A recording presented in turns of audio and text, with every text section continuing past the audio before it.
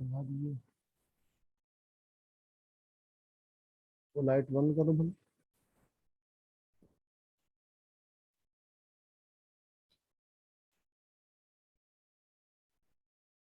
ایسا ہی نہیں ہے. چلو چلو.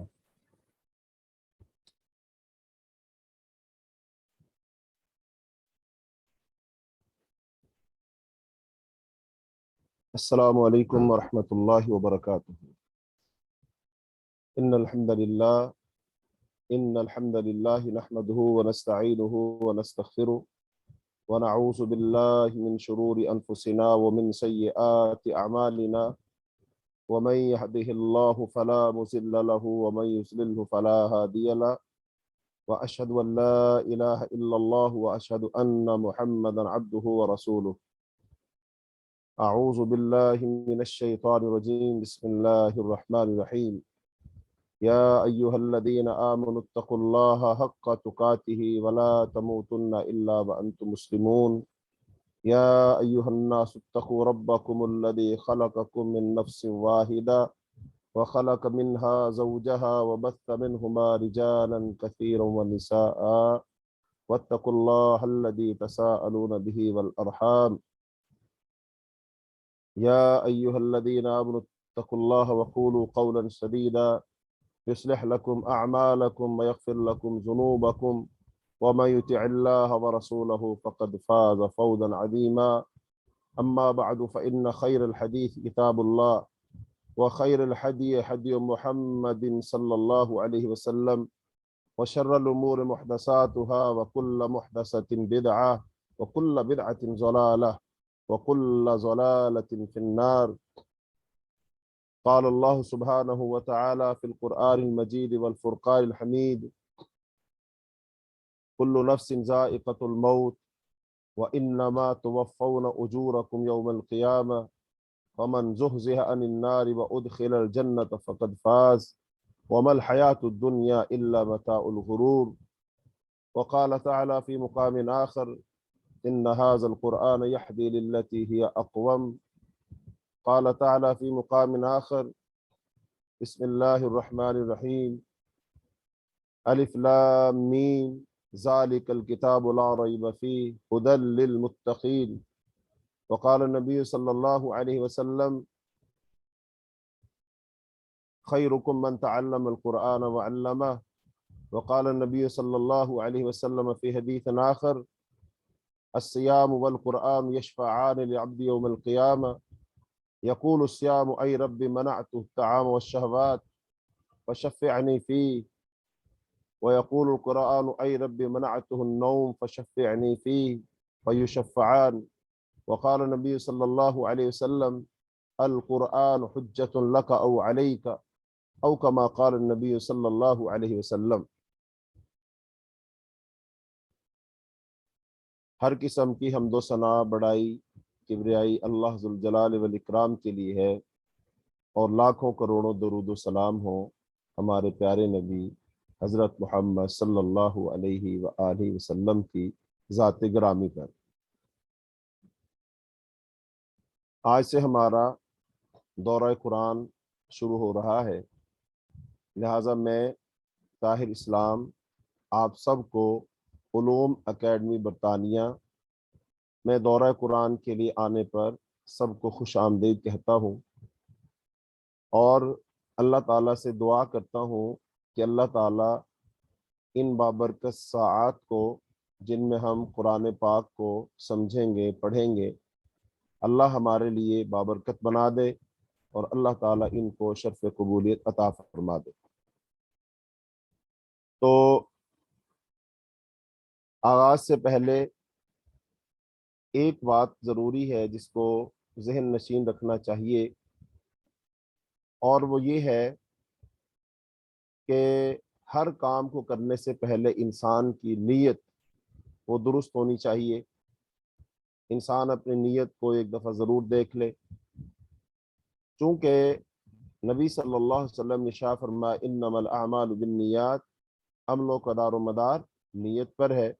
وانما لکل امرئ ما نویٰ، اور ہر انسان کو وہی کچھ ملے گا جس کی وہ نیت کرتا ہے، تو لہذا اپنی نیت کو درست کرنا چاہیے، اپنی نیت کو ٹٹولنا چاہیے، اس پر بہت زیادہ دھیان کے ساتھ اس کا جائزہ لینا چاہیے کہ میری نیت کیا ہے، اور اگر نیت صحیح بھی ہو پھر بھی اثر نو اس کا جائزہ لیا جائے، چونکہ جتنی نیت درست ہوگی اسی لحاظ سے انسان کو اس کے عمل کا اجر ملے گا۔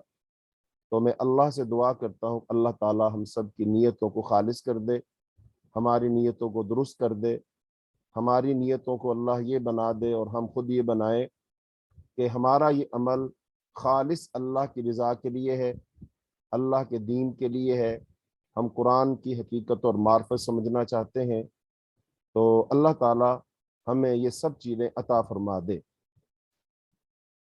اب اس کے بعد قرآن پاک کے حوالے سے آج افتتاحی کچھ باتیں ہم کریں گے، اور اسی لیے اسکرین پر قرآن پاک آج نہیں ہے، تو انشاءاللہ کل سے جب ہم قرآن پاک کی صورت کا آغاز کریں گے تو پھر اسکرین پر قرآن پاک ہوگا، ساتھ ساتھ ہم اس کو لے کر چلیں گے۔ تو آج ہم قرآن پاک کے بارے میں، قرآن پاک کے تعارف کے بارے میں، قرآن پاک کا موضوع کیا ہے، تو ان ساری چیزوں پر انشاءاللہ الرحمن بات کریں گے۔ تو ہم اپنی بات کا آغاز کرتے ہیں ایک بنیادی سوال سے، چونکہ اللہ تعالیٰ نے بھی قرآن پاک میں یہ اسلوب اپنایا ہے اور رسول اللہ صلی اللہ علیہ وسلم نے بھی اسلوب اپنایا ہے کہ بعض دفعہ آپ اپنی بات کا آغاز ایک سوال سے کیا کرتے تھے، جیسا کہ حدیث میں آتا ہے نبی صلی اللہ علیہ وسلم نے ایک دن پوچھا کہ تم جانتے ہو اتدرون ما الغیبہ، تم جانتے ہو غیبت کیا ہے؟ تو صحابہ کرام نے کہا جی ہم اللہ اور اس کا رسول ہی بہتر جانتا ہے۔ ایک دن آپ نے پوچھا تدرون من المفلس، جانتے ہو مفلس کون ہوتا ہے؟ تو صحابہ کرام نے اس کے جواب میں بھی ارشاد فرمایا۔ تو بہرحال سوال سے بھی اپنی بات کا آغاز کیا جاتا ہے، اور یہ مسنون ہے، قرآن و حدیث سے ثابت ہے۔ تو آج ہم بھی اپنی بات کا آغاز ایک سوال سے کریں گے، اور سوال یہ ہے کہ انسان کی بنیادی ضرورت کیا ہے؟ انسان کی بنیادی ضرورت کیا ہے؟ یعنی سوال کو سمجھنے کے لیے چند ایک باتیں کہ انسان کی جو زندگی کے لحاظ سے، جینے کے لحاظ سے یا مادی لحاظ سے انسانی جسم کو جن چیزوں کی ضرورت ہے وہ تو اللہ رب العالمین نے ہمیں ہمارے کہے بغیر، ہمارے مطالبے کے بغیر ہی عطا فرما دی ہے۔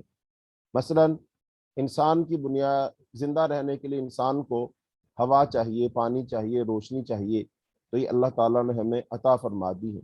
اور پھر انسان کو زمین چاہیے، زمین میں کاشتکاری کے لیے ہنر چاہیے، علم چاہیے، یہ بھی اللہ رب العالمین نے ہمیں عطا فرما دیا ہے۔ لیکن ان ساری چیزوں کے باوجود انسان کی جو بنیادی ضرورت ہے وہ کیا ہے؟ آپ یوں کہہ لیجئے کہ جسمانی لحاظ سے تو یہ ساری چیزیں موجود ہیں، تو انسان کی روحانی ضرورت سب سے بڑی کیا ہے؟ یہ بنیادی سے سوال ہے۔ سوال تو اور بھی بہت سارے ہیں، مثلا کہ انسان کیا ہے، انسان کہاں سے آیا ہے، انسان کہاں جائے گا، انسان کو کس نے بھیجا ہے، کیوں بھیجا ہے، اس کی زندگی کا مقصد کیا ہے؟ تو یہ بہت سارے سوالات ہیں، لیکن اس وقت ہم ان پر بات نہیں کریں گے، بلکہ اسی بنیادی سوال پر رہیں گے کہ انسان کی بنیادی ضرورت کیا ہے۔ تو جب ہم اس سوال پر غور و فکر کریں گے آپ کے ذہنوں میں مختلف جوابات شاید آ رہے ہوں گے، تو جب ہم اس کا جواب قرآن پاک سے لیتے ہیں، قرآن پاک سے مانگتے ہیں، ڈھونڈتے ہیں، تو ہمیں اس کا جواب ملتا ہے۔ لیکن اس کے ساتھ ساتھ ابھی ہم ایک اور سوال بھی اس کے ساتھ شامل کر لیں، تاکہ یہ چند ایک سوالات جو ہیں جب ہمارے ذہنوں میں آ جائیں گے تو بات پھر مکمل ہو جائے گی۔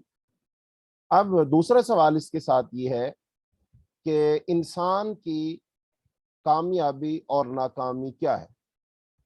انسان کی کامیابی اور ناکامی کیا ہے؟ تو یہ ایک بنیادی سوال ہے۔ جب انسان کو معلوم ہو جائے گا کہ یہ میری کامیابی ہے اور یہ میری ناکامی ہے، ظاہری بات ہے ہر انسان ناکامی سے بچنا چاہے گا اور کامیاب ہونا چاہے گا، تو یہ ہمیں معلوم ہونا چاہیے۔ تو ان دو سوالوں کے جواب سے ہی ہم اب بات کا آغاز کریں گے۔ تو انسان کی جو بنیادی ضرورت ہے نا، بنیادی ضرورت انسان کی ہے ہدایت۔ انسان کی بنیادی ضرورت ہدایت ہے، رہنمائی ہے۔ ہدایت اور رہنمائی یہ انسان کی سب سے بنیادی ضرورت ہے۔ اور اگر ہم دیکھیں گے قرآن پاک کی پہلی سورت سورہ الفاتحہ، اس میں بھی ہم اللہ سے ہی مانگتے ہیں اہدنا الصراط المستقیم، اللہ تو ہمیں ہدایت دے صراط مستقیم کی۔ اور ایسی قرآن پاک کی دوسری سورہ سورہ البقرہ، اس کے شروع میں بھی اللہ تعالیٰ نے یہی فرمایا الف لام میم ذالک الکتاب لا ریب فیہ ھدی للمتقین، یہ کتاب ہے اور اس کتاب میں کوئی شک نہیں ہے اور یہ ہدایت ہے متقین کے لیے۔ تو اس کا مطلب ہم نے سورہ فاتحہ میں اللہ سے ہدایت مانگی، اللہ پاک نے پھر ہمیں ہدایت عطا فرما دی۔ تو اب اس کے ساتھ ایک اور سوال کو بھی شامل کر لیجئے، کیا ہم اللہ تعالیٰ سے جو ہدایت مانگتے ہیں، ہدایت مانگتے تو ہیں، یعنی سورہ فاتحہ میں ہم ہدایت مانگتے تو ہیں، لیکن اگر اللہ تعالیٰ ہمیں ہدایت دے دے تو کیا ہم وہ ہدایت لینے کے لیے بھی تیار ہوں گے یا نہیں؟ جب تک ہم مانگ رہے ہیں اس وقت تک تو ہم مانگ رہے ہیں، لیکن اگر اللہ ہمیں ہدایت دے دے کیا ہم اس ہدایت کو قبول کر لیں گے یا قبول نہیں کریں گے؟ تو یہ ایک سوال ہے، تو اس کا جواب ہم بعد میں اس طرف ہم آئیں گے۔ تو گویا کہ پھر جو قرآن ہے یہ ہدایت ہے۔ اچھا، اب سوال ہی پیدا ہوتا کہ ہمیں ہدایت کیوں چاہیے، کس لیے چاہیے؟ تو اب جو دوسرا سوال تھا نا کہ کامیابی اور ناکامی کیا ہے، اس سوال کا جواب ہم پہلے لے لیں تو پھر ہمیں اس چیز کا جواب سمجھ آئے گا کہ ہمیں ہدایت کیوں چاہیے، اور انسان کی سب سے بنیادی ضرورت، بڑی ضرورت ہدایت کیوں ہے، تو پھر ہمیں بات انشاءاللہ اس سے سمجھ آ جائے گی۔ قرآن پاک میں اللہ رب العالمین نے خود ارشاد فرمایا ہے کہ کامیابی کیا ہے اور ناکامی کیا ہے، اور پھر اس کا اللہ رب العالمین نے اعلان فرما دیا ہے کہ کون کامیاب ہوگا، کون ناکام ہوگا۔ تو قرآن پاک میں سورہ آل عمران آیت نمبر 185 اللہ رب العالمین اس میں ارشاد فرماتے ہیں کل نفس ذائقۃ الموت، ہر نفس نے موت کا ذائقہ چکھنا ہے، وَإِنَّمَا تُوَفَّوْنَ أُجُورَكُمْ يَوْمَ الْقِيَامَةِ، اور قیامت کے دن تم کو پورے پورے تمہارے اجر دیے جائیں گے۔ فَمَنْ زُحْزِحَ عَنِ النَّارِ، جو آدمی بچا لیا گیا آگ سے، وَأُدْخِلَ الْجَنَّةَ، اور داخل کر دیے گئے جنت میں، فقد فاز، وہ شخص کامیاب ہے۔ یعنی جو شخص جنت میں داخل کر دیا گیا اور جہنم سے بچا لیا گیا، وہ فقط وہ کامیاب ہے۔ تو اب کامیابی کیا ہوئی؟ جنت میں داخل ہو جانا، اور ناکامی کیا ہوئی؟ جنت میں داخل نہ ہونا، جہنم میں چلے جانا۔ تو لہذا اب جنت اور جہنم، یہ بنیادی طور پر جنت کامیابی ہے اور جہنم ناکامی ہے۔ اچھا، اب یہ جنت ہے، اس جنت سے ہمارا تعلق ہے کیا؟ ایک تو ہے نا، ہم مرنے کے بعد خواہش کریں گے، اللہ تعالیٰ سے دعا کریں گے کہ اللہ ہمیں جنت عطا فرما، لیکن اس جنت سے میرا، آپ کا، ہم تمام انسانوں کا اور بالخصوص مسلمانوں کا، تمام انسانوں کا اس جنت سے تعلق کیا ہے؟ یہ ایک بنیادی بات یہ بھی ہے۔ تو جنت سے میرا، آپ کا، بلکہ تمام انسانوں کا تعلق یہ ہے کہ جنت میرا گھر ہے۔ ہمارے باپ آدم اور ہماری ماں حوا، اللہ پاک نے جب ان کو تخلیق فرمایا تو پھر اللہ پاک نے ان کو جنت میں رہائش عطا فرمائی، تو وہ جنت میں رہے، تو جنت ان کا گھر ٹھہرا، مسکن ٹھہرا، جائے مقام ٹھہرا۔ تو اب جو جنت ہے وہ گھر ہے نا، تو پھر اس گھر سے ہمیں نکالا گیا، اور نکالا کیوں گیا اس کا تذکرہ سورہ بقرہ میں آئے گا کہ ہمارے باپ آدم سے اللہ رب العالمین کی ایک نافرمانی ہو گئی، خطا ہو گئی، بھول چوک ہو گئی، تو اللہ تعالیٰ نے پھر آدم کو اور ہماری ماں حوا کو اور شیطان کو دنیا میں اتار دی۔ اور ساتھ اللہ رب العالمین نے ہدایت نصیحت فرمائی تھی آدم و حوا سے، فَإِمَّا يَأْتِيَنَّكُم مِّنِّي هُدًى فَمَن تَبِعَ هُدَايَ فَلَا خَوْفٌ عَلَيْهِمْ وَلَا هُمْ يَحْزَنُونَ، کہ اب تمہارے پاس ہمارے طرف سے ہدایت آئے گی، جس نے اس ہدایت کی پیروی کی تو اس پر نہ کوئی خوف ہوگا نہ کوئی غم ہوگا۔ گویا کہ میں نے اور اب آپ نے، ہم میں سے ہر ایک نے پلٹ کر کہاں جانا ہے؟ وہ جنت میں جانا ہے، چونکہ وہ میرا گھر ہے، وہ میرا اصل گھر ہے۔ تو اپنے اصلی گھر واپس جانا ہے۔ تو دنیا میں انسان کا اولین مقصد اپنے اولین گھر کا راستہ ڈھونڈنا ہے۔ جس نے راستہ ڈھونڈ لیا وہ کامیاب، اور جو نہ ڈھونڈ سکا بلکہ بتانے کے باوجود اختیار نہ کر سکا وہ ناکامیاب۔ تو گویا کہ اب انسان کی کامیابی کیا ٹھہری کہ یہ اپنے گھر میں داخل ہو جائے، دوبارہ سے اپنے گھر میں چلا جائے۔ اب اس گھر کا جو راستہ ہے وہ راستہ ہمیں تو معلوم نہیں، مجھے آپ کو نہیں معلوم، کسی انسان کو بھی نہیں معلوم، ہمارے باپ آدم کو بھی نہیں معلوم تھا کہ اب واپسی پر میں نے جو اپنے گھر جانا ہے، اسی گھر اپنے ابدی گھر میں جنت میں جانا ہے، تو اب کیسے جانا ہے؟ تو لہٰذا اب ہمیں ہدایت کی ضرورت تھی، اب ہمیں رہنمائی کی ضرورت تھی۔ تو گویا کہ اب گھر واپسی کے لیے سب سے بنیادی ضرورت انسان کی کیا ہوئی؟ وہ ہے ہدایت، رہنمائی۔ اور یہی بات اللہ رب العالمین نے ارشاد فرمائی تھی کہ اب تم یہاں سے چلے جاؤ، جب تم یہاں سے چلے جاؤ گے تو پھر تمہارے پاس کیا آئے گی؟ ہماری طرف سے ہدایت آئے گی، اور جو بندہ ہماری ہدایت کی پیروی کرے گا اس پر پھر کوئی خوف اور کوئی غم نہیں ہوگا۔ تو گویا کہ اب جو اللہ کی طرف سے ہدایت آئی ہے، خاص طور پر ہم مسلمانوں کے پاس، ویسے تو اللہ نے ہر دور میں اللہ نے ایک ہدایت دینے والا، ہادی، رہنما وہ بھیجا ہے۔ جیسا کہ اللہ تعالیٰ قرآن میں ارشاد فرماتے ہیں وَلَقَدْ بَعَثْنَا فِي كُلِّ أُمَّةٍ رَسُولًا، ہم نے ہر امت میں رسول بنایا اور ہر قوم کے لیے ہدایت دینے والا مقرر فرمایا۔ تو ہر اس ہادی نے اس علاقے، اس بستی یا اس وقت کے لوگوں کو ہدایت کی، رہنمائی کی، اللہ تعالیٰ کی ہدایت ان تک پہنچائی۔ تو گویا کہ وہ بنیادی ضرورت جو تھی جس کے ذریعے سے انسان دوبارہ اپنے اصلی گھر میں پہنچ سکتا ہے، اس کی ہدایت اور رہنمائی اللہ پاک نے کی۔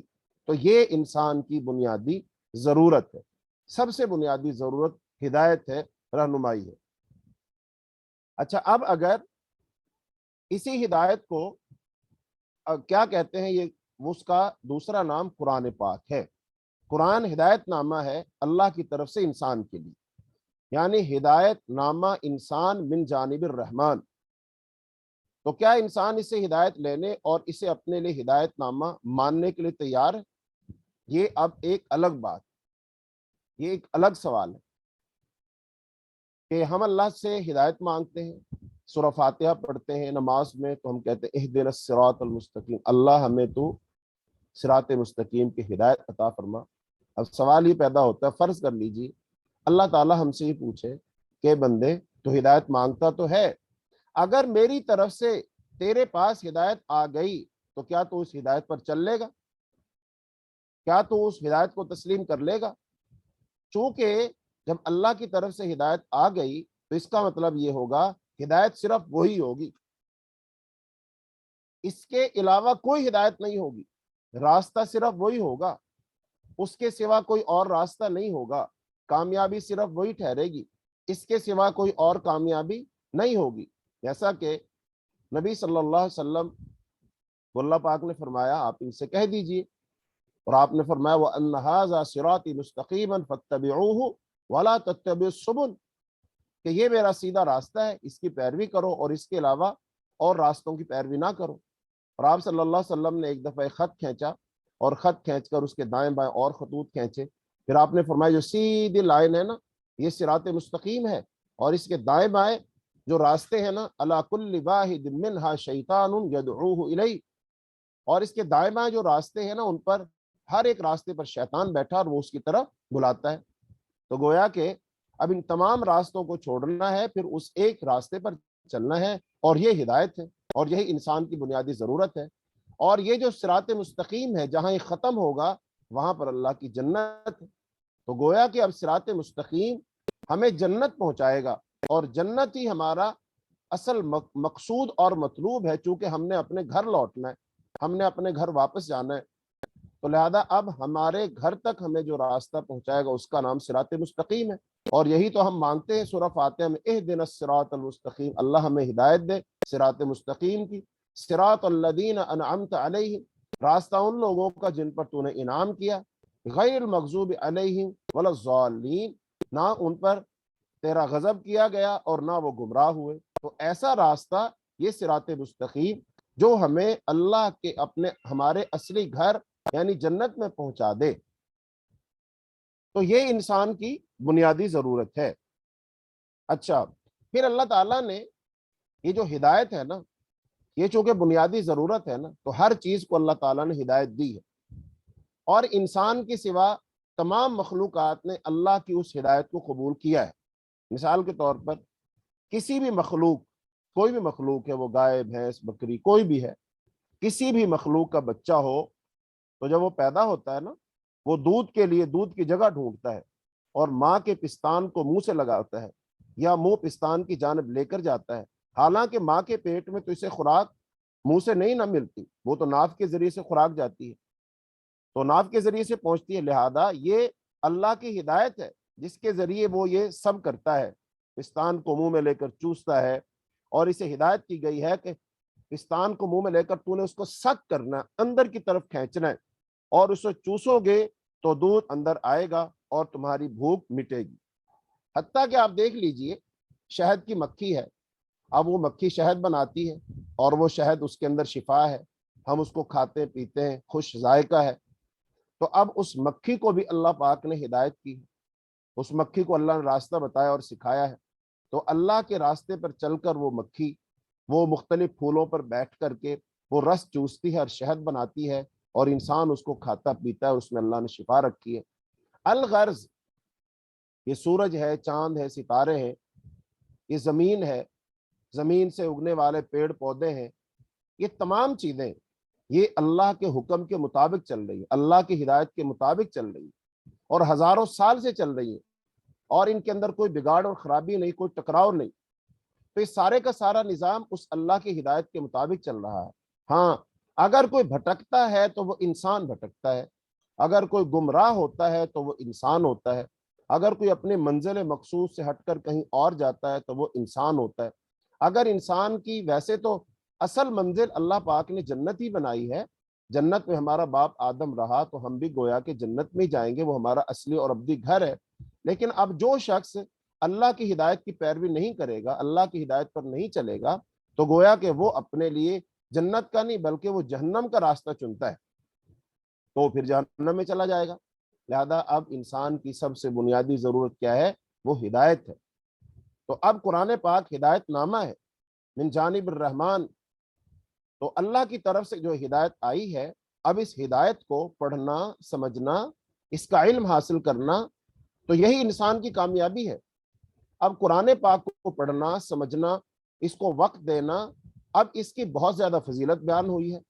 اب وہ جو فضیلت بیان ہوئی ہے نا، تو اس فضیلت کو بیان کرنے کا مقصد ہی یہ ہے کہ انسان چونکہ بنیادی طور پر حریص ہے نا، لالچی ہے، تو اس کو یہ سمجھا اور بتا دیا گیا کہ قرآن پاک کو اگر تم ٹائم دو گے، اس کو پڑھو گے، اس کو حفظ کرو گے، اس کے مطالب اور مفاہیم سمجھو گے، تو تمہارا وقت بہت قیمتی ہو جائے گا، اور تمہیں پھر بہت کچھ ملنے والا ہے۔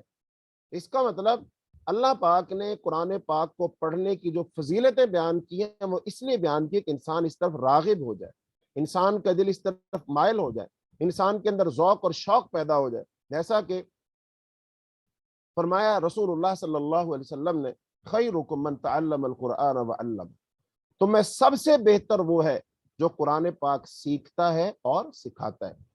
اس کا ترجمہ جو یہ کیا جاتا ہے نا، جو تم میں سے بہتر وہ جو قرآن پڑھتا ہے اور پڑھاتا ہے، یہ درست نہیں ہے۔ تو اس کا ترجمہ جو سیکھتا ہے، علم حاصل کرتا ہے، تو علم حاصل کرنے میں دونوں چیزیں آ جائیں گی، ایک قرآن پاک کو پڑھنا بھی اس کے اندر آ جائے گا، اور پھر قرآن پاک کا معنی، مفہوم اور مطلب کیا ہے اس کی توضیح تشریح کیا ہے، اس میں حکم خداوندی کیا ہے، کس چیز کا حکم دیا گیا ہے، کس چیز سے روکا گیا ہے، کیا حلال ہے، کیا حرام ہے، کیا جائز ہے، کیا ناجائز ہے، تو یہ بھی اس کے اندر آئے گا. تو وہ انسان سب سے بہتر ہے اس روئے زمین پر.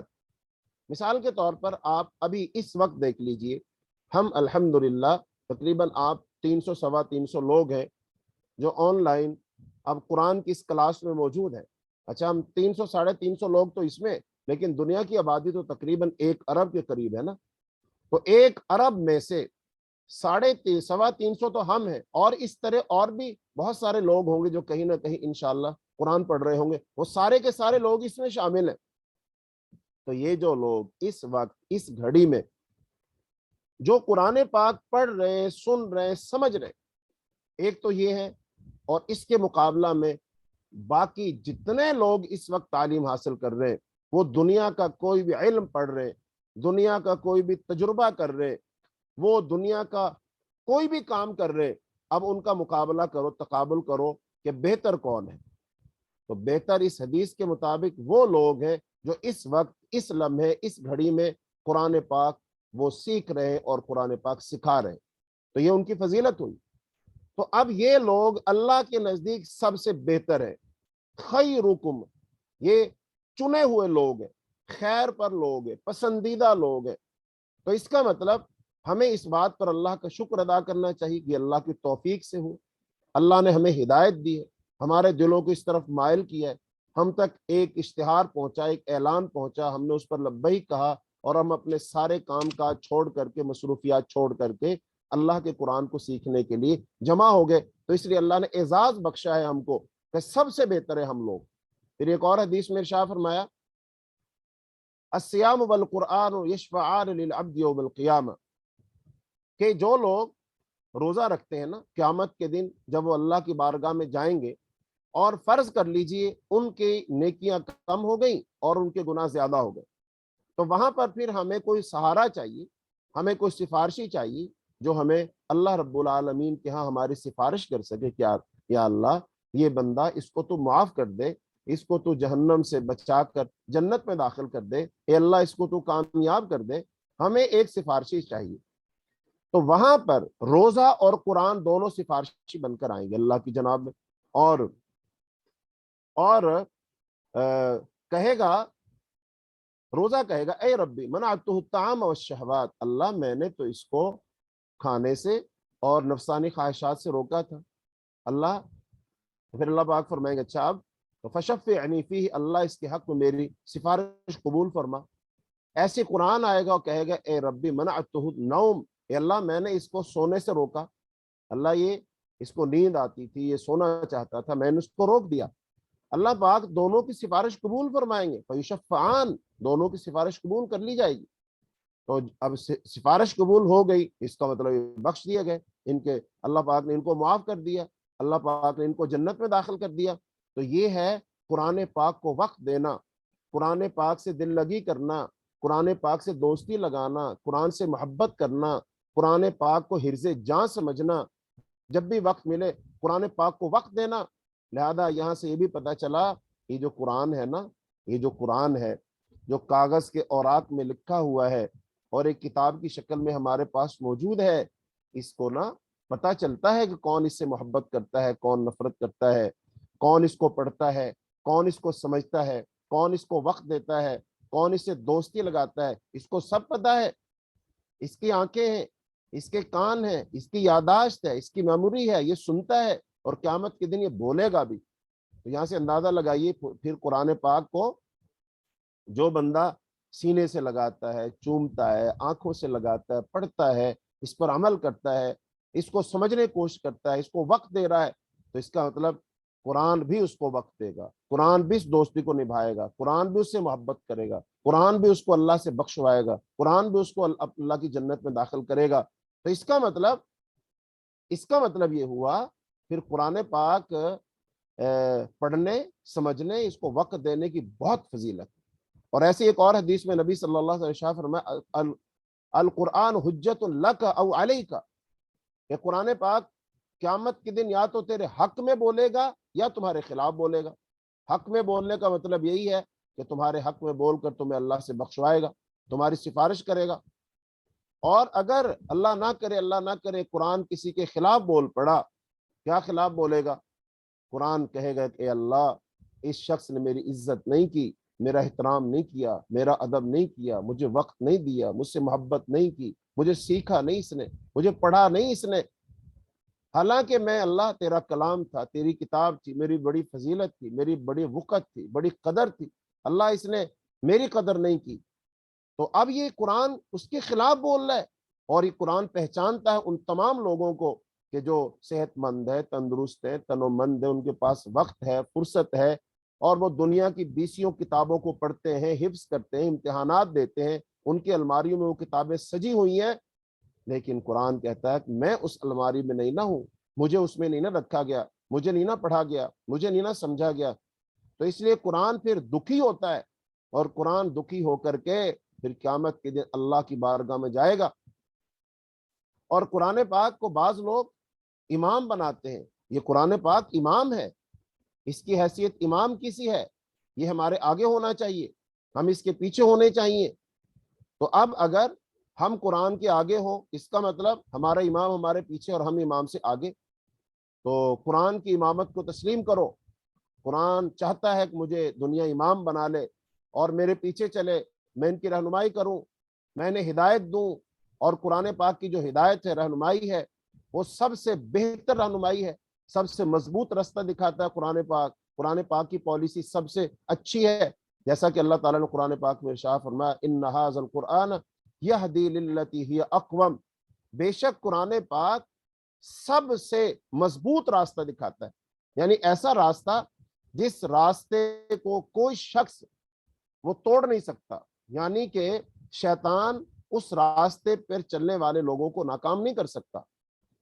شیطان کی تمام پالیسیوں کو توڑ ہے اس قرآن پاک کے اندر، اور وہ تمام انسان جو شیطانی ایجنڈے پر کام کر رہے ہیں، جو اللہ کے بندوں کو گمراہ کرنا چاہ رہے ہیں، گمراہ کر رہے ہیں، تو لہذا ان تمام کا توڑ بھی قرآن پاک ہے۔ تو قرآن پاک کی ہدایت سب سے مضبوط ہدایت ہے، سب سے اچھا سیدھا راستہ قرآن پاک ہی ہمیں دکھاتا ہے۔ لہذا قرآن پاک کو پڑھنے کی بہت فضیلت ہے، جیسا کہ حدیث میں آتا ہے، نبی صلی اللہ علیہ وسلم نے ارشاد فرمایا جو بندہ قرآن کا ایک حرف پڑھتا ہے اس کو اللہ 10 نیکیاں دیتا ہے۔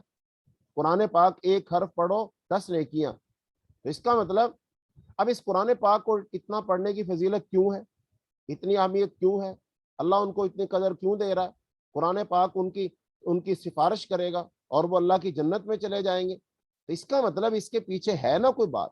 دنیا میں کسی بھی چیز کی بہت زیادہ قیمت ہو، کسی بھی کام کو کرنے کی بہت زیادہ اہمیت ہو، اس کے لیے لوگ پیسہ بھی لگاتے ہیں، وقت بھی لگاتے ہیں، مہنگی مہنگی یونیورسٹیوں میں جاتے ہیں، وہاں سے ڈگریاں حاصل کرتے ہیں، کیوں کہ بھائی اس کی بڑی ویلیو ہے، اس ادارے کی یونیورسٹی کی بڑی ویلیو ہے، لہذا یہاں پڑھو، یہاں سے ڈگری لو، اس کو حاصل کرو، تو اس کی ڈیمانڈ ہے بھائی آج کل اس علم کو پڑھو۔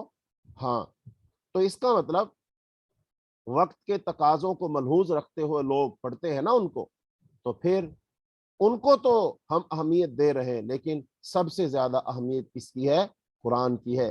تو لہذا قرآن کو اہمیت دو، قرآن کو سچا مانو، قرآن کا علم حاصل کرو، تو اللہ تعالیٰ تمہیں سارے لوگوں میں نمایاں کر دے گا، جیسا کہ نبی صلی اللہ علیہ وسلم نے ایک حدیث میں ارشاد فرمایا کہ ان اللہ یرفع بهذا الكتاب اقواما ويضع به آخرین، اللہ قرآن کے ذریعے سے بہت سارے لوگوں کو، بہت ساری قوموں کو، ملکوں کو اللہ عروج عطا کرتا ہے، اللہ بلندیاں عطا کرتا ہے، سب لوگ نیچے رہ جاتے ہیں، اللہ تعالیٰ ان کو اوپر لے جاتا ہے، سب لوگ ان کے ماتحت ہو جاتے ہیں، ان کی ماتحتی میں آ جاتے ہیں، اللہ ان کو بلند کر دیتا ہر لحاظ سے، معاشی لحاظ سے، معاشرتی لحاظ سے، سیاسی لحاظ سے، اقتصادی لحاظ سے، دفاعی لحاظ سے، داخلی لحاظ سے، خارجی لحاظ سے، تمدن کے لحاظ سے، تہذیب کے لحاظ سے، ثقافت کے لحاظ سے، ہر لحاظ سے اللہ تعالیٰ ان کو بلند کر دیتا ہے، اور پھر صرف بلندی نہیں کرتا بلکہ ان کو لوگوں کا پسندیدہ بنا دیتا ہے،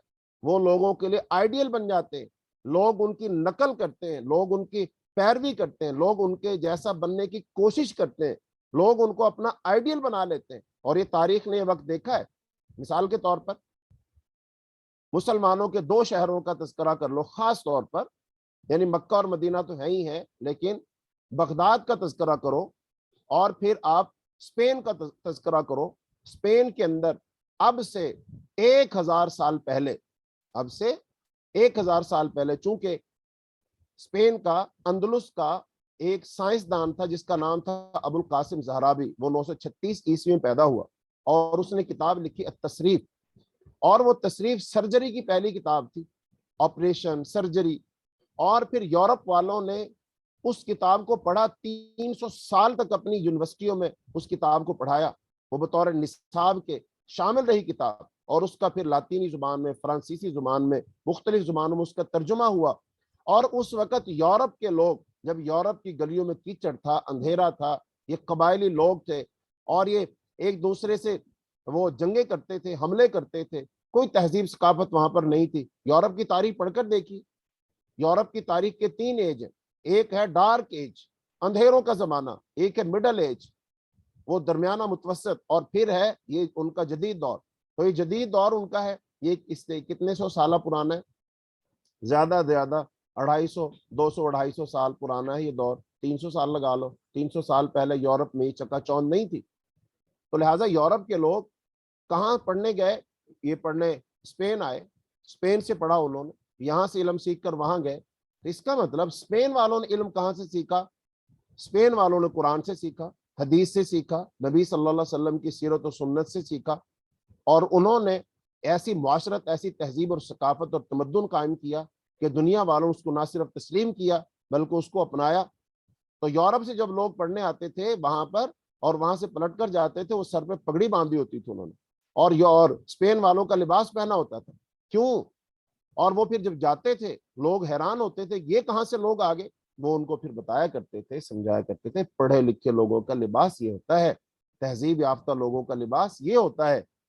تو بہرحال انہوں نے قرآن کو عزت دی، قرآن نے ان کو عزت دی، انہوں نے قرآن کو بلند کیا، اور قرآن نے ان کو بلند کر دیا۔ تو لہذا یہ قرآن پاک کی فضیلت ہے، اہمیت ہے۔ تو بات ہماری اس لحاظ سے دور چلی گئی۔ تو قرآن پاک ہدایت نامہ ہے، تو اس قرآن پاک کو پڑھنا، اس کا ایک ایک حرف پڑھنا اس کی نیکی ہے، فضیلت ہے، برکت ہے، اہمیت ہے۔ تو اب سوال یہ ہے کہ اس کتاب کو پڑھنے کی اتنی فضیلت کیوں ہے؟ وہ اس لیے ہے کہ اللہ کی طرف سے ہدایت ہے۔ جب تم اس ہدایت کو جانو گے، پڑھو گے، سمجھو گے، تو تمہیں پھر وہ رستہ ملے گا جس رستے پر چل کر تم نے اپنے اصلی اور ابدی گھر یعنی کہ جنت میں جانا ہے۔ اور یہی کامیابی اللہ پاک بھی یہی چاہتے ہیں۔ لیکن اس کے ساتھ ساتھ، اب اس کے ساتھ ایک سوال اور لے لیجئے کہ کوئی ایک ایسا کام، کوئی ایک ایسا کام جو ہمیں جنت میں جانے سے روک دے، کوئی ایک ایسا کام جو ہمیں جنت میں جانے سے روک دے، وہ کون سا ہے؟ اور نمبر 2، ہمیں جنت میں جانے سے روکنے والا جو ایک ہے وہ کون ہے؟ ان 2 چیزوں کی پہچان بھی بہت ہی ضروری ہے۔ تو ان دونوں کا سادہ سا جواب یہی ہے کہ جنت میں جانے سے انسان کو روکنے والا شیطان ہے، اور جنت سے نکلوانے والا بھی شیطان ہی ہے۔ اور جنت کے راستے سے روکنے والا ایک عمل وہ شرک ہے، وہ شرک ہے۔ جیسا کہ اللہ تعالیٰ نے قرآن پاک میں ارشاد فرمایا، ان الشرک لظلم عظیم، شرک سب سے بڑا ظلم ہے، اور ان اللہ لا یغفر ان یشرک بہ ویغفر ما دون ذلک، اور اللہ نے صاف اعلان فرمایا اللہ شرک کو معاف نہیں کرے گا، شرک کے علاوہ جس کو چاہے گا اللہ معاف کر دے گا۔ اچھا، اب شیطان جو ہے وہ ہم سے کیا کروائے گا؟ کوئی ایک کام ایسا کروا دے گا کہ جس کام کا کرنے والا پھر اپنے اصلی ابدی گھر نہیں جا سکے گا۔ تو وہ کون سا گناہ ہے؟ وہ شرک۔ تو لہذا قرآن پاک ہمیں شرک سے بچانے کے لیے آیا ہے، قرآن پاک ہمیں شیطان کی تمام چالوں، تمام سازشوں سے بچانے کے لیے آیا ہے۔ اور اللہ تعالیٰ نے خاص طور پر نصیحت کے انداز میں انسانوں کو تنبیہ کی، فرمایا اللہ تعالیٰ نے، یا بنی آدم لا یفتننکم الشیطان کما اخرج ابویکم من الجنہ اے اولاد آدم دیکھنا، ہوشیار رہنا، ایسا نہ ہو شیطان تمہیں بھی ایسے ہی فتنے میں مبتلا کر دے جیسے اس نے تمہارے ماں باپ کو جنت سے نکلوائے تھے۔ یا بنی آدم لا یفتننکم الشیطان کما اخرج ابویکم من الجنہ۔ تو اس کا مطلب شیطان اس وقت موجود ہے، اور شیطان کا دنیا میں ہونے کا واحد مقصد کیا ہے؟ تمام انسانوں کو گمراہ کرنا، اور وہ تمام انسانوں کو گمراہ کیے ہوئے ہے۔ اور اگر ٹھنڈے دل سے جائزہ لے تو دنیا میں اس وقت 7 ارب کے قریب انسان ہیں، ان 7 ارب انسانوں میں سے 1.5 ارب مسلمان ہیں، تو اس کا مطلب 5.5 ارب تو گمراہ ہو گئے نا، 5.5 ارب تو پھر شیطان کی طرف ہو گئے نا، شیطان نے انہیں بہکا لیا نا، باقی بچے یہ 1.5 ارب۔ اب یہ جو 1.5 ارب مسلمان ہیں، ان 1.5 ارب مسلمانوں میں سے فرض کر لیجئے رسول اللہ صلی اللہ علیہ وسلم کی اس حدیث کو سامنے رکھیے، اس میں آپ نے ارشاد فرمایا تھا کہ یہودی 71 فرقوں میں بٹے اور عیسائی 72 فرقوں میں بٹے، اور میری امت 73 فرقوں میں بٹے گی، تو 73 فرقے بنیں گے۔ اچھا، اب ان 73 فرقوں، مثلا اس وقت آپ جائزہ لیں، 1.5 ارب ہے نا، 1.5 ارب مسلمان ہیں، تو ان 1.5 ارب کو تقسیم کر دو کس پر؟ 73 پر، تو کتنے بنیں گے؟ یہ تقریباً فرض کر لی سمجھنے کے لیے ہم کہہ رہے ہیں 2 ارب ایک فرقے میں بنے، تو 73 فرقے، ان 73 فرقوں میں سے جنت میں کتنے جائیں گے؟ تو وہ نبی صلی اللہ علیہ وسلم فرمایا میری امت کے 73 فرقے بنیں گے، ان میں سے 72 فرقے جائیں گے جہنم میں، اور ایک فرقہ جائے گا جنت میں۔ اس سے ہم کیا پتا چلا؟ صرف 2 کروڑ لوگ، 2 کروڑ لوگ، 2 کروڑ لوگ صرف وہ جنت میں، اور باقی لوگ 148 کروڑ مسلمانوں میں سے جہنم میں جائیں گے۔ یہ میں نے آپ کو کسی خاص فرقے کا نام نہیں لیا، میں نے یہ نہیں کہا وہ جائے گا وہ جائے گا، یہ نہیں کہا میں نے آپ کو عمومی طور پر تقسیم بتائی ہے۔ تو اس کا مطلب یہ ہوا، یہ جو 1.5 ارب مسلمانوں میں سے 148 کروڑ مسلمان ہیں، ان کو بھی شیطان نے گمراہ کر لیا ہے۔ یہ ہے شیطان کی شیطانی، اور شیطان دن رات ہمارے پیچھے لگا ہوا ہے، ہر لمحے لگا ہوا ہے، لیکن ہم مسلمان شاید اس بات سے غافل ہے، اس چیز کو ہم سمجھتے نہیں، اس چیز کو ہم نے اہمیت نہیں دی ہے۔ لہٰذا شیطان سے بچنا بہت ضروری ہے، اور شیطان سے ہم ایک ہی طریقے سے بچ سکتے۔ شیطان سے بچنے کا واحد ایک طریقہ ہے اور ایک راستہ ہے، اور وہ کیا ہے؟ کہ اپنے آپ کو قرآن کے سپرد کر دو، اپنے آپ کو قرآن کے حوالے کر دو، اپنی ناک میں قرآن کی نکیل ڈال لو، قرآن کو مضبوطی سے تھام لو، چونکہ یہ وہ رسی ہے۔ قرآن میں آتا ہے نا، اللہ تعالیٰ نے فرمایا وَاعْتَصِمُوا بِحَبْلِ اللَّهِ جَمِيعًا وَلَا تَفَرَّقُوا، کہ تم اللہ کی رسی کو مضبوطی سے پکڑ لو۔ اب یہ اللہ کی رسی کون سی ہے؟ فرض کر لو مجھ سے آپ سے پوچھے اللہ پاک نے ایک رسی کا ذکر کیا ہے، اس رسی کو مضبوطی سے پکڑ لو، تو وہ رسی کون سی ہے؟ میں بھی اور آپ بھی، ہر مسلمان گمراہی سے بچنا چاہتا ہے، تو اب اس رسی کو ڈھونڈو، وہ رسی کیا ہے؟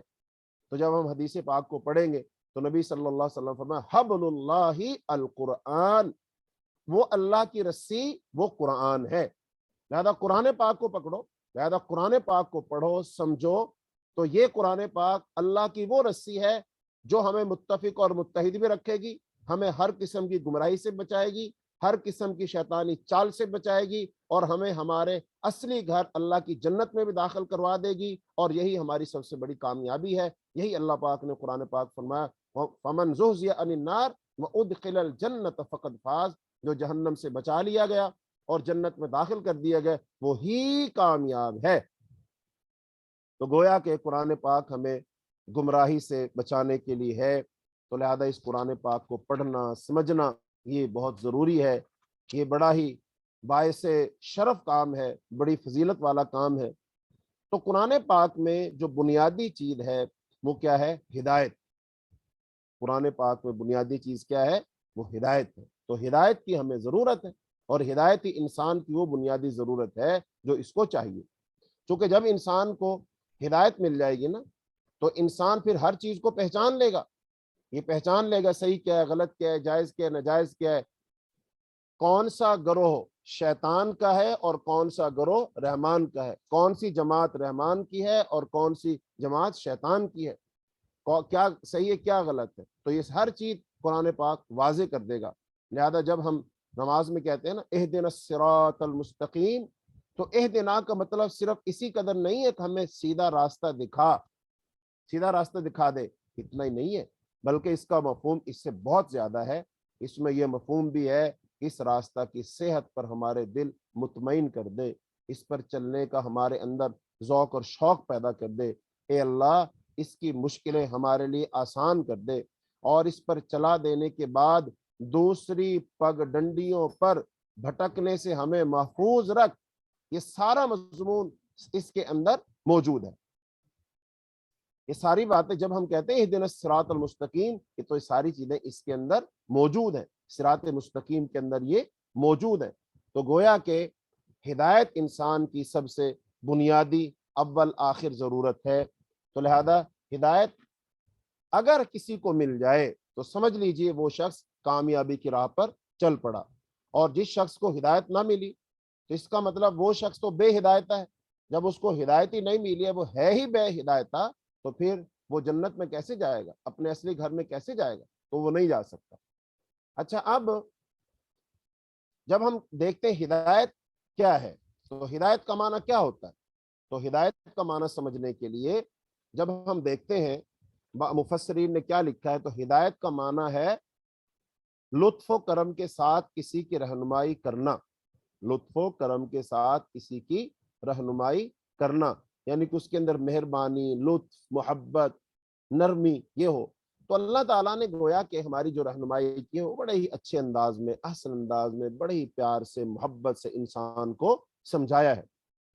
اور ہاں، عربی کے اندر کہا جاتا ہے نا، حوادل وحشی، جنگلی جانوروں کے پیش رو دستے کو کہتے ہیں، جو پورے گلے کی، پورے ریوڑ کی رہنمائی کرتا ہے۔ اچھا، ایسے کہتے ہیں اہدیت الی البیت، میں نے بیت اللہ کی طرف وہ ہدی بھیجی، ٹھیک ہے۔ تو ایسے ہی ہدایت جو ہے وہ بنیادی طور پر اس کے لیے انسان کو اللہ تعالیٰ نے 4 طرف سے ہدایت کی ہے۔ اللہ تعالیٰ نے انسان کو کتنی طرف سے ہدایت کی ہے؟ 4 طرف سے ہدایت کی ہے۔ نمبر 1، وہ ہدایت جو عقل و فطانت اور معارف ضروریہ کے عطا کرنے سے کی ہے، اور اسی معنی میں ہدایت اپنی جنس کے لحاظ سے یہ تمام ان لوگوں کو شامل ہے جو اس کے مکلفین ہیں، بلکہ ہر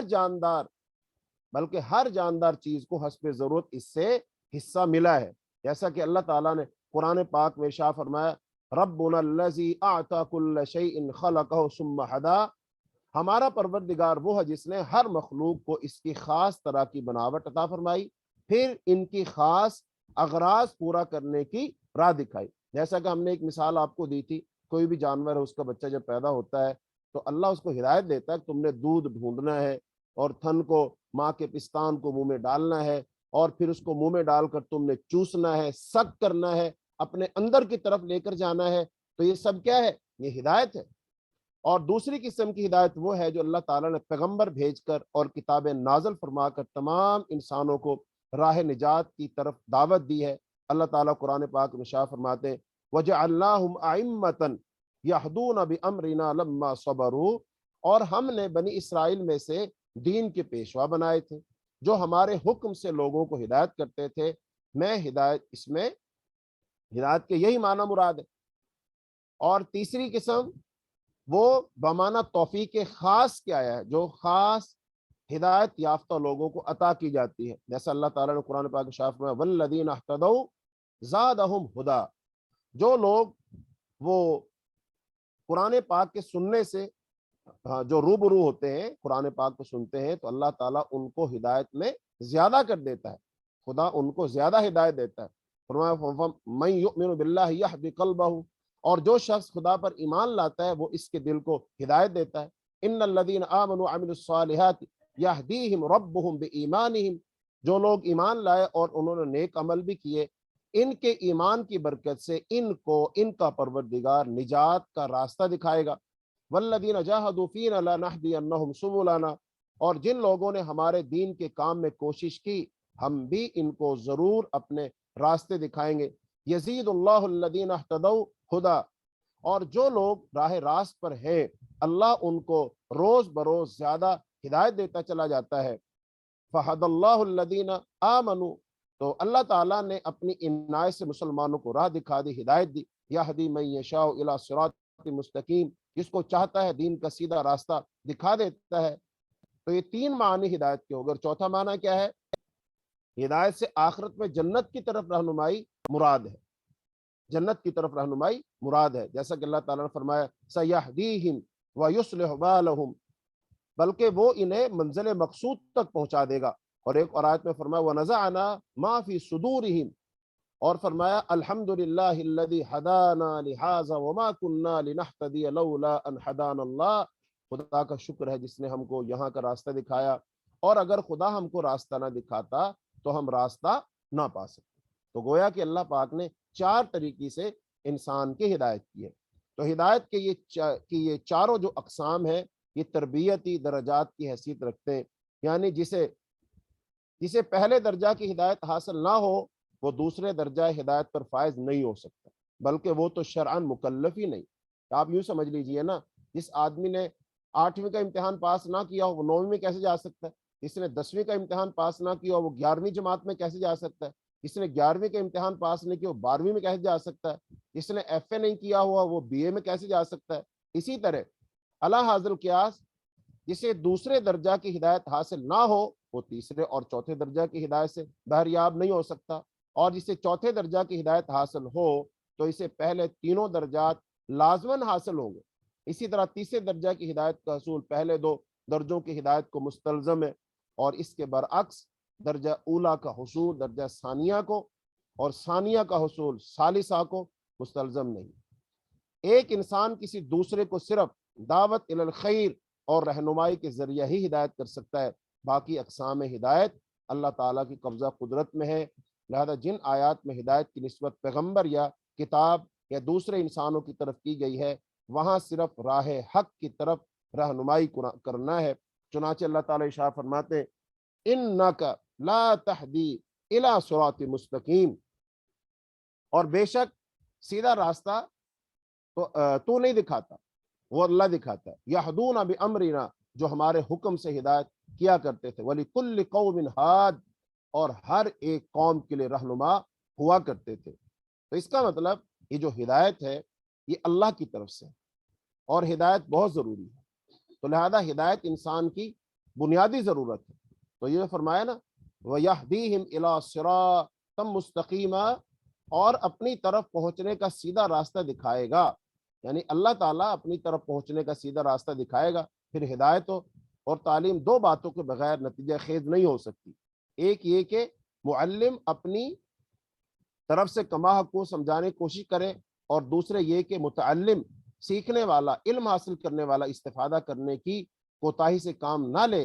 اگر ہادی یا معلم اپنی طرف سے تعلیم میں پوری کوشش کرے لیکن متعلم جو طالب علم ہے سیکھنے والا ہے اس میں قبولیت کی صلاحیت نہ ہو تو اس کے عدم قبول کے لحاظ سے یہ کہہ سکتے ہیں کہ اس نے ہدایت نہیں کی، اور ہادی کے اپنی کوشش صرف کرنے کے لحاظ سے یہ کہنا بھی صحیح ہے کہ اس نے ہدایت اور تعلیم دی۔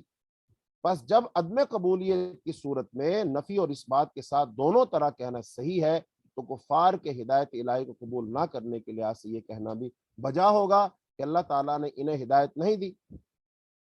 تو بہرحال ہدایت انسان کی سب سے بنیادی ضرورت ہے، تو لہذا قرآن پاک کیا ہے؟ قرآن پاک ہدایت ہے، یہ کتاب ہدایت ہے، اس لیے ہم نے اس سے ہدایت حاصل کرنا ہے۔ اب جو قرآن پاک ہے اس سے جو ہدایت حاصل کرنا ہے یہ دو طرح سے ہو سکتا ہے۔ ایک یہ ہے قرآن پاک میں دو لفظ استعمال ہوئے، ایک لفظ ہے تدبر کرنا، تو تدبر کا معنی ہوتا ہے بہت گہرائی میں اتر کر علم حاصل کرنا، ایک ہے تذکیر نصیحت حاصل کرنا، تو اس میں اتنا گہرائی میں جانا نہیں ہوتا بلکہ موٹی موٹی باتیں انسان کو خود بخود سمجھ آ جاتی ہیں۔ تو قرآن فہمی کے لیے بہت سے علوم ضروری ہیں جن کا ذکر اہل تفسیر نے کیا ہے۔ اس سلسلہ میں ایک قابل لحاظ بات یہ ہے کہ قرآن کے مطالعہ کے دو طریقے. قرآن کے مطالعہ کتنے طریقے؟ دو طریقے. ایک ہے فنی مطالعہ اور دوسرا مطالعہ وہ ہے جو قرآن سے نصیحت لینے کے لیے کیا جاتا ہے. جہاں تک قرآن کے فنی مطالعہ کا تعلق ہے، اس کے سلسلہ میں بہت سے علوم کی ضرورت ہو سکتی ہے، حتیٰ کہ ان علوم سے بھی زیادہ جن کا ذکر اہل تفسیر نے کیا ہے. اگر اس حدیث کو سامنے رکھا جائے کہ لا تنقضی عجائبہ، کہ قرآن کے عجائب کبھی ختم نہ ہوں گے، تو یہ کہنا غلط نہ ہوگا کہ ان علوم کی فہرست ہر دور میں بڑھتی رہے گی اور وہ کبھی ختم نہ ہوگی. ایک تو یہ ہو گیا. اور دوسرا کیا ہے؟ دوسرا طریقہ، جہاں تک نصیحت کے مقصد سے قرآن کے مطالعہ کا تعلق ہے، اس کے لیے عربی زبان سے واقفیت کے بعد سب سے زیادہ جس چیز کی ضرورت ہے وہ تقوی اور خشیت ہے. اس کی تصدیق خود قرآن کرتا ہے. قرآن پاک میں شروع میں اللہ تعالیٰ نے فرمایا ذالک الکتاب لا ریب فیہ ھدی للمتقین، یہ کتاب ہے، اس میں کوئی شک نہیں ہے اور یہ ہدایت ہے متقین کے لیے. یہاں پر قرآن پاک سے ہدایت کون حاصل کریں گے؟ اللہ پاک نے ان کی صفت بیان فرما دی. ہر شخص قرآن پاک سے ہدایت حاصل نہیں کر سکتا. قرآن پاک سے ہدایت حاصل کرنے کے لیے ہدایت حاصل کرنے والے کے دل میں ایک چیز کا، ایک صفت کا، ایک خوبی کا ہونا ضروری ہے. اور وہ خوبی کیا ہے؟ وہ ہے تقوی. یہ اللہ پاک نے فرمایا ھدی للمتقین، یعنی اس میں ہدایت ہے متقین کے لیے. متقین ہی قرآن سے ہدایت حاصل کرے گا، جو کہ انسان کی بنیادی ضرورت ہے. قرآن سے ہدایت کون حاصل کرے گا؟ متقی. اور اگر کسی میں تقوی نہیں ہے تو وہ قرآن پڑھے گا لیکن وہ ہدایت حاصل نہیں کرے گا. پڑھنا اور چیز ہے، ہدایت حاصل کرنا اور چیز ہے. قرآن پاک کو پڑھنے والے بہت ہیں لیکن قرآن پاک سے ہدایت حاصل کرنے والے بہت تھوڑے ہیں. اسی لیے قرآن پاک دنیا کی وہ واحد مظلوم کتاب ہے. قرآن پاک دنیا کی وہ واحد مظلوم کتاب ہے جس کو سب سے زیادہ پڑھا جاتا ہے اور سب سے کم سمجھا جاتا ہے. لاکھوں کروڑوں لوگ جو پڑھنے والے. آج کا جو دن گزرا ہے، آپ ماشاءاللہ جو میری کلاس میں لوگ موجود ہیں، بہنیں، مائیں، بیٹیاں موجود ہیں، آپ سب نے صبح ہو سکتا ہے سب لوگوں نے قرآن پڑھا ہو، لیکن پڑھا کس نظریے سے ہے؟ کہ قرآن پاک پڑھ کر ثواب ملے گا، قرآن پاک پڑھ کر برکت حاصل ہوگی. سورہ یاسین پڑھ لو برکت آ جائے گی، سورہ بقرہ پڑھ لو گھر سے جن بھوت بھاگ جائیں گے، جادو ٹونا ٹوٹکا اس کا علاج ہو جائے گا. بہت سارے لوگ ہیں جنہوں نے اپنی دکانوں میں قرآن پڑھا ہوگا کہ برکت آ جائے گی، کاروبار چل جائے گا. بہت سارے لوگ ہوں گے جنہوں نے قرآن پاک کا تعویذ بنا کے گلے میں لٹکایا ہوگا. الغرض ان تمام مقاصد کے تحت قرآن پاک کو پڑھا گیا ہوگا.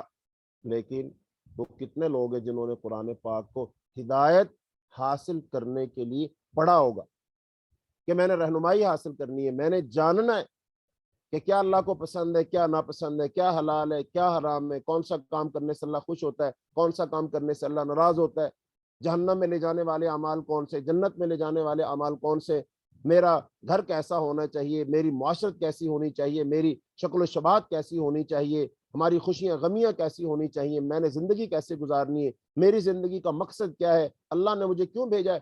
یہ ساری باتیں حاصل سمجھنے کے لیے کتنے لوگ ہیں؟ ہوں گے ضرور، انشاءاللہ ضرور ہوں گے، ضرور ہوں گے، لیکن بہت کم ہوں گے. اب رمضان آئے گا نا، رمضان میں بہت سارے لوگوں کی کوشش یہ ہوگی کہ ایک قرآن پڑھا جائے، 2 قرآن پڑھے جائیں، 10 قرآن پڑھے جائیں. خاص طور پر ایک کاف میں بہت سارے لوگ بیٹھیں گے، وہ پھر ایک دوسرے سے پوچھتے ہیں بتاؤ بھائی تم نے کتنا قرآن پڑھا، کتنے قرآن ختم کیے.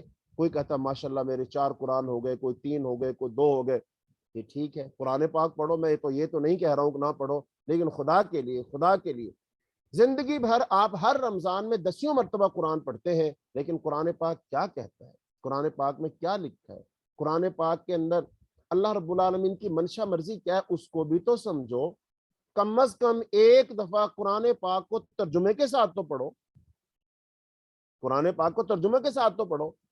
تو جو بندہ، دھیان سے سن لیجئے بات، جو بندہ قرآن پاک کو ایک مرتبہ سمجھ کر ترجمے کے ساتھ پڑھتا ہے، اس نے صرف ایک مرتبہ پڑھا، ایک قرآن ختم کیا. اور دوسرا شخص وہ ہے جس نے رمضان میں ہو سکتا اس نے 10 قرآن پڑھ لیے ہوں، تو اس کے 10 قرآن ایک طرف اور اس کا ترجمے کے ساتھ سمجھ کر کے، ٹھہر کر کے، بصیرت پیدا کر کے، روشنی اپنے دل میں پیدا کر کے، دل میں اتار کر، اپنے اوپر قرآن کو نازل کر کے، وہ کیفیت پیدا کر کے جس نے پڑھا ایک مرتبہ، یہ 10 قرآنوں سے بہتر ہے اس کے لیے، یہ 10 قرآن سے بہتر ہے اس کے لیے، کیونکہ اس نے قرآن پاک کو سمجھ کر پڑھا ہے، اور اللہ بھی یہی چاہتے ہیں قرآن پاک کو سمجھ کر پڑھو، تو قرآن پاک کو اپنے اوپر نازل کرو، چونکہ نبی صلی اللہ علیہ وسلم پر قرآن پاک اللہ نے نازل کیا تھا، نزلہ علی قلبک، آپ کے دل پر نازل کیا۔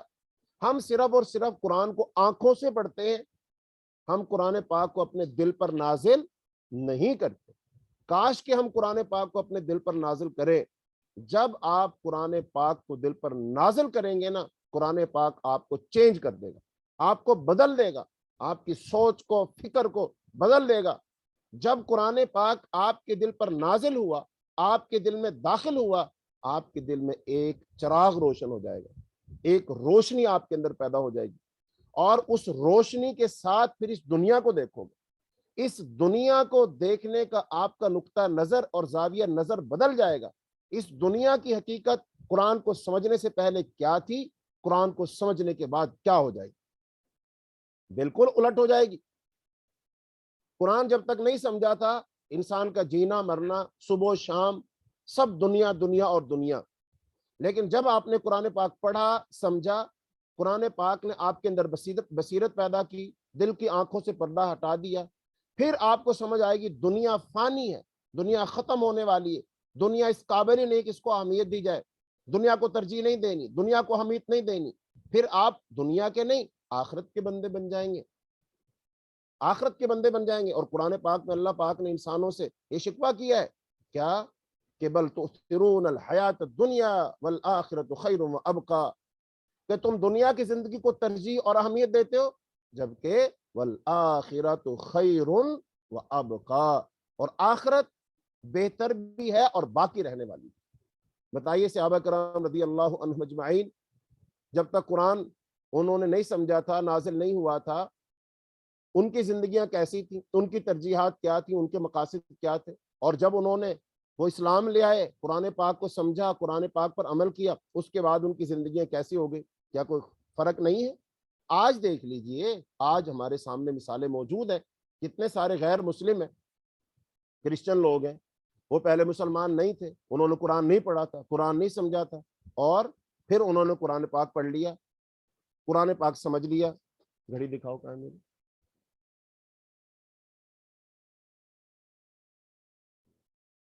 ٹائم ہو گیا، اچھا جی ٹھیک، ہاں جی ٹائم ہو چکا ہے، ٹائم کا تو پتہ ہی نہیں چلا۔ اچھا جی تو بہرحال آج پھر ہم اپنے سبق کو یہی ختم کرتے ہیں، انہی باتوں پر اکتفا کریں گے، اور کل جو ہمارا قرآن کے تعارف کا بقیہ حصہ ہے اس کو انشاءاللہ الرحمن ہم کل مکمل کریں گے، چونکہ قرآن پاک کا جو ہم ہر پارے کا خلاصہ بیان کریں گے، اس کو بیان کرنے سے پہلے یہ جو باتیں ہیں یہ بہت ضروری ہیں، یہ بنیادی باتیں ہیں، یہ بیس ہے۔ جب ہم ان چیزوں کو ہم سمجھ لیں گے، پڑھ لیں گے، تو انشاءاللہ پھر قرآن کی طرف نہ ہماری رغبت پیدا ہو جائے گی، ذوق شوق پیدا ہو جائے گا، ہمیں یہ سمجھ آئے گی کہ میں کیا پڑھنے لگا ہوں، میں کس کتاب کو پڑھنے لگا ہوں، کتاب کتنی اہم ہے، میرے لیے کتنی اہم ہے۔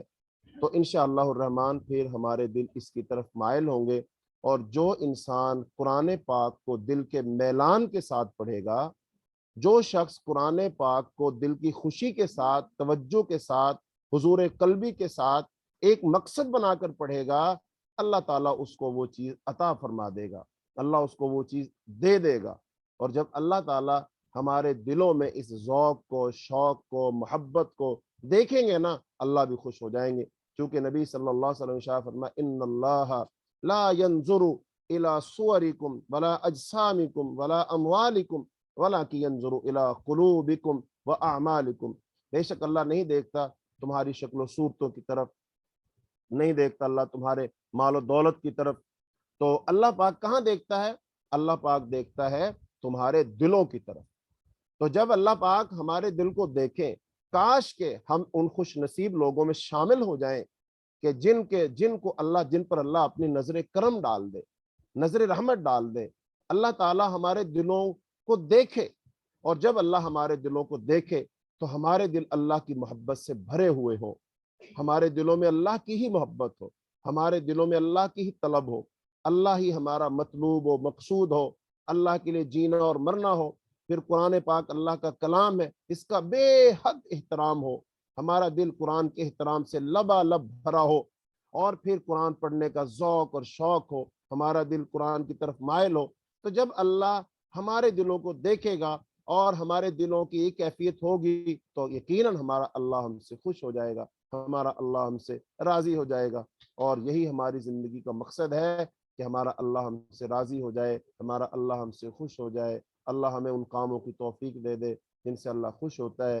تو انہی باتوں پر اکتفا کرتا ہوں، اور پھر ایک دفعہ پھر آپ تمام بہنوں کا، اپنی ماؤں کا، دنیا بھر سے جو ہماری اس کلاس میں شامل ہیں اور انشاءاللہ وہ شامل رہیں گے، تو ان سب کے لیے دعائے خیر کرتا ہوں کہ اللہ آپ کا آنا قبول فرمائے، پڑھنا قبول فرمائے، اللہ قرآن کو ہمارے لیے ہمارے حق میں گواہی دینے والا بنا دے، سفارشی بنا دے، اللہ قرآن کو ہمارا امام بنا دے، برہان بنا دے، نور بنا دے، اللہ اس کو ہمارے دلوں کی بہار بنا دے، اللہ اس کے ذریعے سے ہماری دنیا کو اچھا کر دے، اللہ ہماری آخرت کو اچھا کر دے، اس کے ذریعے سے اللہ ہماری اولادوں کی تربیت کر دے، اللہ تعالی ہماری اولادوں کو ایسا بنا دے کہ وہ ہمارے لیے خیر کا باعث بنے، الباقیات الصالحات بنے، اللہ تعالی ہم سب کو اولاد کے فتنے سے بچائے، اور اللہ تعالی ہمارے ادارے کو، علوم اکیڈمی کو، سارے منتظمین کو اللہ جزائے خیر عطا فرمائے۔ تو انشاءاللہ الرحمن آپ لوگوں سے کل ملاقات ہوگی، انہی دعاؤں کے ساتھ میں کفارہ مجلس کی دعا پڑھتا ہوں۔ سبحانک اللہم و بحمدک، اشہد ان لا الہ الا انت، استغفرک و اتوب الیک۔ السلام علیکم ورحمۃ اللہ وبرکاتہ۔